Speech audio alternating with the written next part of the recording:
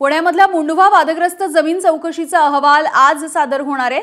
नोंदणी महानिरीक्षक राजेंद्र मुठे यांच्या अहवालामध्ये नेमका कुणावरती ठपका ठेवला जातो याकडे सगळ्यांचे लक्ष असेल। पार्थ पवार यांच्या जमीन व्यवहाराच्या संदर्भात आज हा अहवाल सादर होईल।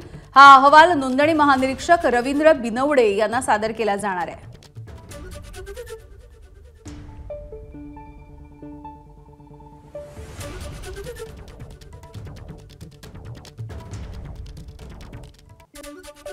पार्थ पवार यांच्या मीडिया कंपनीला नियमानुसार मुदतवाढ देण्यात आली आहे, अशी प्रतिक्रिया महसूल मंत्री चंद्रशेखर बावनकुळे यांनी दिली आहे।